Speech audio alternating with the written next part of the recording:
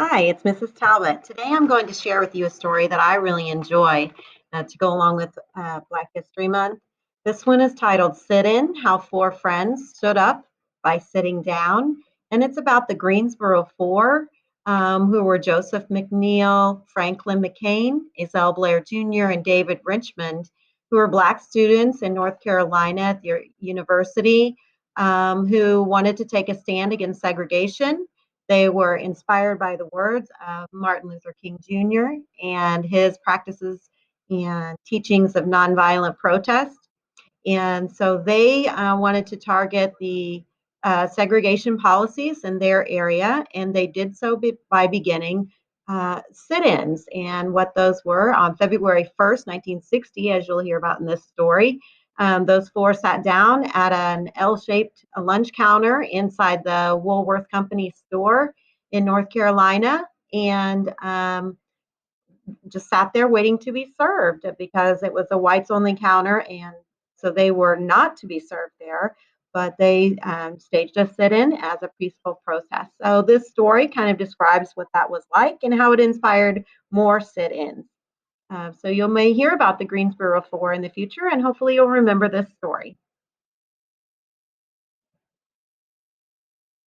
Sit In, How Four Friends Stood Up by Sitting Down by Andrea Davis Pinkney and illustrated by Brian Pinkney.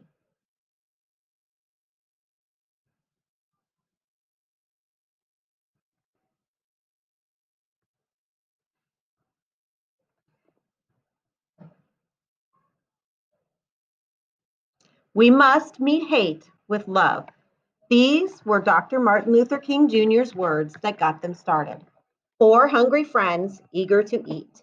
Each took a seat at the Woolworth's lunch counter in Greensboro, North Carolina. David, Joseph, Franklin, and Isel sat quiet and still, with hearts full of hope, with Dr. King's words strong and close. They were college students with a plan. It was February 1st, 1960.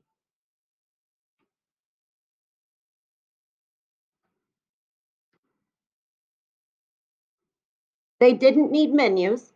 Their order was simple: a donut and coffee with cream on the side. Woolworth's was busy, so the friends waited, patiently, silently, without a fuss.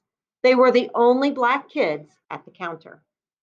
David, Joseph, Franklin, and Isel sat while everyone else got served. At first, they were treated like the hole in a donut, invisible. Others tried to ignore them. The waitress watched and refused them. This was a sign of the times: whites only. This was the law's recipe for segregation. Its instructions were easy to follow. Do not combine white people with Black people. Segregation was a bitter mix. Now it was the friends' turn to ignore and refuse. They ignored the law and refused to leave until they were served. Those kids had a recipe too, a new brew called integration. It was just as simple: combine Black with white to make sweet justice. For them, integration was better than any chef's special. Integration was finer than homemade cake. Integration was a recipe that would take time. So David, Joseph, Franklin, and Isel sat quiet and still, with hearts full of hope, with Dr. King's words strong and close: be loving enough to absorb evil. They sat straight and proud and waited and waited. A donut and coffee with cream on the side. After sitting and waiting, a police officer came, but the four friends wouldn't leave. The police officer didn't know what to do. The students were doing nothing wrong. No crime in sitting, no harm in being quiet, no danger in looking hungry. The officer left the lunch counter without doing anything. The Woolworths man turned off the lights. He announced, "Woolworths is closed." So the customers left, including the four friends, who went home to dinner where they were served first. News had already spread about the sit in. David, Joseph, Franklin, and Isel got their names in the paper. The next day, February 2nd, 1960, more students showed up at the lunch counter, sitting still for what was right. No reservations needed at Woolworth. The students seated themselves. They were dressed in their best clothes. They were polite and determined. No guesswork for the waitress. The young people knew the menu by heart. They ordered, no food came. So they sat in silence and waited and waited. A donut and coffee with cream on the side. The waitress reminded them, whites only. But those kids wouldn't budge. They didn't move until they were served. They refused. All they wanted was some food, a donut and coffee with cream on the side.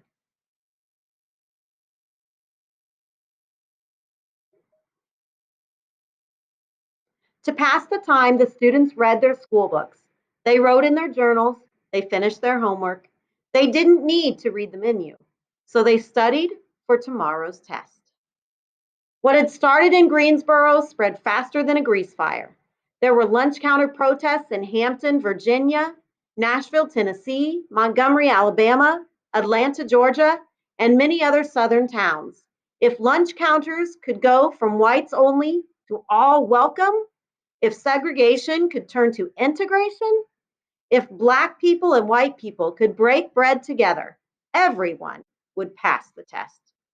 Everybody would score high, A plus, with that coffee and cream on the side.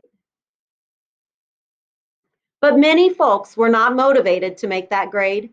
As the sit-ins grew, angry people gave the students a big dose of hatred, served up hot and heaping.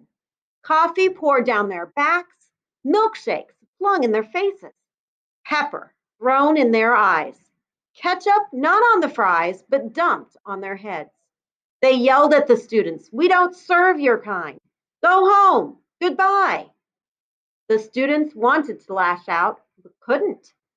They wanted to strike back, but didn't. Sitting still was so hard.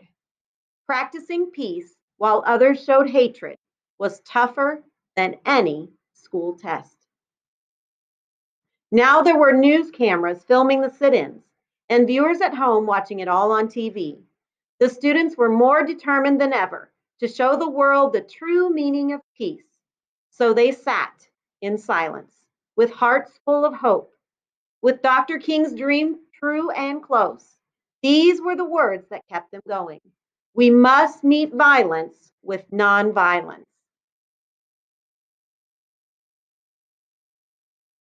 The students sat proud and still and waited and waited. A donut and coffee with cream on the side. Soon the sit ins grew bigger and wider. White students joined their Black friends to protest the unfair treatment by restaurant owners who would not serve food to Black patrons. They also opposed segregated libraries, buses, parks, and pools.